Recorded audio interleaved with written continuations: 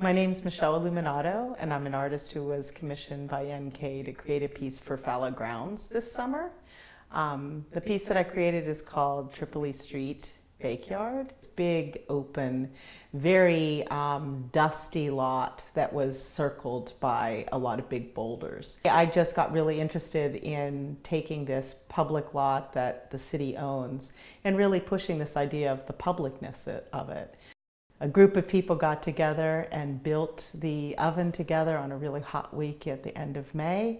And now it is up and running. And then in addition, I also created a really long table that's a picnic table that's shaped like an arrow that points directly at the oven. So all of these things are ways to kind of bring people onto the lot and to invite them to gather together. So the final event of the Backyard in June was a big bake-off and a potluck. And at the bake-off, we invited people to bring something to compete with, and the public was able to taste all the treats that were brought. And we declared the first ever best baker of Tripoli Street. We had 3 winners, and they each won an award. The awards were these bread sculptures that were glittered, and we made pizza. People were able to make pizza throughout the afternoon, try out the oven, and in a way this was kind of a handing over of the oven and the backyard to the people. Did a lot of things. It gave people a chance to gather. It gives people a chance to think about their own food production and have, a hand in that again, with the garden right beside it, using things that people are growing and then making it into this kind of wonderful wild yeast breads or pizzas.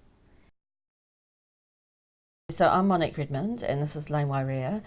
And we're here in Pittsburgh on a 1-month residency for the Fallow Grounds sculpture residency program, and our project is called Northside Civil Encounters. Our project is about creating and generating social encounters.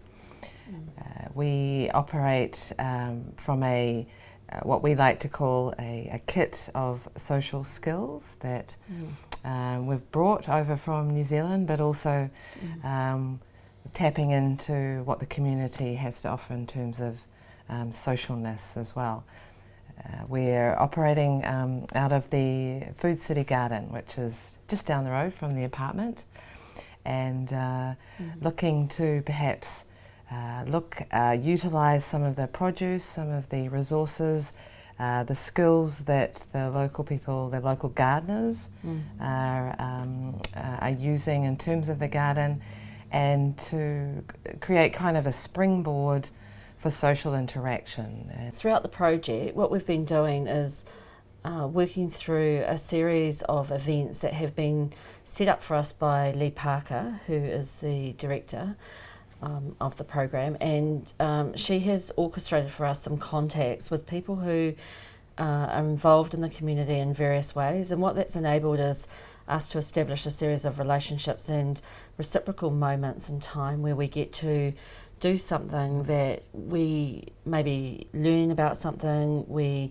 exchange something, or we engage in a social gesture that's quite slight in nature but has a ripple effect of resonances. So what that means is that, for example, it was set up so we meet up with Kim Bracken, who used to oversee the Food City Garden, and she was incredible in her knowledge and her sharing of information and so on. And in our journey around the garden and the stories, Kim suggested that we could use the lavender that was in the garden, which belonged to NK. So that garden was planted with lavender last year, and so we ended up at a lavender workshop at Kim's house, which was amazing. And at that workshop we learnt to make a tincture, a flower essence, We're going to do a spray and The lavender sea salt. and a lavender sea salt. So, and we've got this really amazing array now of, I guess you could call them products, but items that we can exchange with people or we can give to people. And that's something which we're interested in being able to do, is to kind of position that gesture as a way to kind of create a social relation of some kind. So at the opening event, which we unfortunately will be back in New Zealand, Kim is going to run a trade table where people can come and find out about the lavender, they can find out about its calming effects and what it does for us. The Kiwi barbecue, which the name Kiwi is a New Zealander, and the idea of a Kiwi barbecue is just what we consider a typical grilled lunch or barbecued meal in New Zealand. So your typical hamburger with a beef patty, tomato, lettuce, cheese, and then the Kiwi ingredients, a fried egg and a slice of tinned or canned beetroot or beet. The other thing that we prepared for this was some what we consider quintessential sort of food that New Zealanders like to eat. So one of them is called mousetraps. Mousetraps is white bread, layered in butter, a bit of Marmite, which is a yeast extract that is a very famous product in New Zealand, and grated cheese, and it's baked very, very slowly, cut into strips and then baked. I had quite a job convincing people to eat that today, but it is delicious. The other thing we made was Southland cheese rolls, which is basically a cheese mixture with evaporated milk, onion soup and mustard rolled up with butter on top and toasted, and it's delicious. And we made a chocolate fudge slice, which is a biscuit base chocolate slice. And we made those things because they're things, you know, they're items, I guess, or food that we all have stories about in New Zealand, and they're all about moments of sharing and joining together in a social occasion. And the idea of a social occasion that situates around food sort of garners a lot of story and a lot of sharing of recipe, but also taste, you know, appreciation, and all those things. So I think the idea that we kind of operate with from the forefront is this idea of generosity as a material and as a means through which to construct exchange and engage in a whole pile of ways of communicating with people, having a small social exchange, having a conversation. Yeah. Leanne said, who is one of the pastors, she said that she had to convince people that we weren't all going to eat kiwi birds. Like they thought that's what we were going to make them all eat. That was quite funny. Yeah. Maybe throw that in at the end. Yeah. Hi, my name is Amy Masters. I am an artist doing the Fallow Grounds sculpture residency here at NK. My project is to do a roadside attraction on Chestnut. I'm from Pittsburgh, Kansas. Pittsburgh to Pittsburgh minus the H. There are a whole lot of roadside attractions in Kansas. It's what I kind of grew up going to as a child. My work actually, as a whole, examines play. I like to create spaces and scenarios that allow the viewer access to engage with the work through the act of play.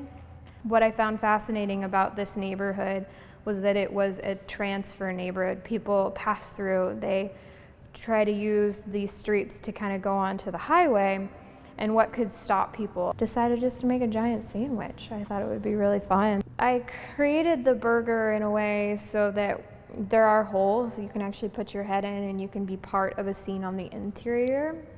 And I created them in such a way that when you're on the outside looking in, it'll kind of look like you're eating the burger. So I thought that was another kind of funny twist from the facade. But on the inside, I'm doing 2 scenes that talk to each other. So it promotes some sort of conversation within the space. But one scene is going to be a giant sandwich. So you'll be made out of trophies and other various like really gaudy material. And then on the other side, it's going to be a table where you put your head in and it'll look like you're eating a sandwich, and it'll be a bunch of sandwiches at a table. So a communal setting. People have been really engaging with the image. I've had people stop and ask me what I'm making, and then they just laugh. I think that that's the best reaction I could ever have, is because I mean that's a true reaction, and people are thanking me. I've had people shake my hand. I had a guy got really excited about the lettuce that I put up, and he came up and he gave me a hug. So I think it's going beyond what I wanted it to do as an object that stopped traffic. It actually is engaging the local community, and there's another element of roadside attractions, that adding an element of civic pride and pride in your neighborhood, pride in your town, that can be represented through these objects. And it is my hope that to an extent that this would happen, but you never can anticipate what people are going to enjoy, but I think that it's starting to do a little bit of that.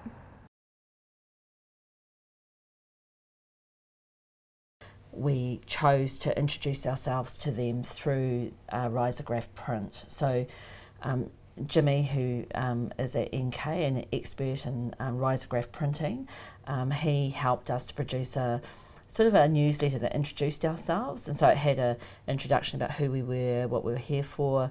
It had a recipe to a caramel square.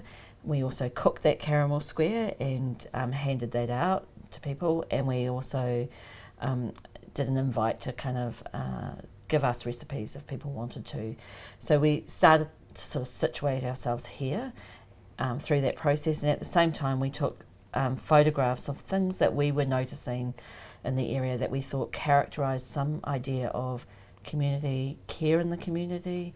How it is that people relate to each other, how it is that they situate, how it is that they share the space together. So we've taken images of flowering plants that we think kind of beautify and kind of signal out kind of occupation of space. We've taken photographs of notices in spaces, of notice boards, of the garden that we're situated in.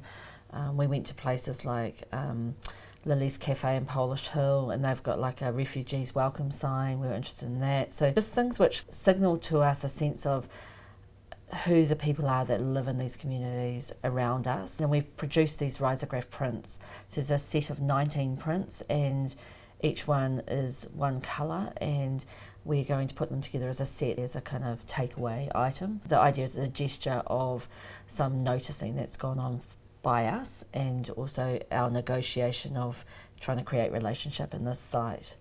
Yeah. We've also got an idea to perhaps return them to the community in some way. So it could either be through the exhibition, the opening, and available to the public. And that's an important part of our project, is not only to learn and to receive, but to a sense of reciprocity and returning something to the community. There's some idea around maybe the way that posters are disseminated around a city, tying them to power poles and things like that. So we're investigating that at the minute. So there's a fluidity to the project. It is a project that isn't static in its production. We haven't come up with an idea and then producing something. We're operating with a set of conditions, a set of social skills, which don't look like the usual kind. They're things like where something happens and we respond to it. We actively seek out ways to kind of interact with people, find synchronous moments that perhaps to do with a plant and a production of a loaf or something like that. So we're always thinking about how can we kind of create these relationships. So that fluidity is actually what the project promotes and exploits and utilises as its kind of key methodology. And it's something which it's exciting because we never quite know what's going to happen next. Yeah, it's a bit like a social conversation. Yes, absolutely. Where we might have an interest or an idea to start from, share it with someone else or a group, and from that we'll get the next stage of conversation or change direction completely, depending on what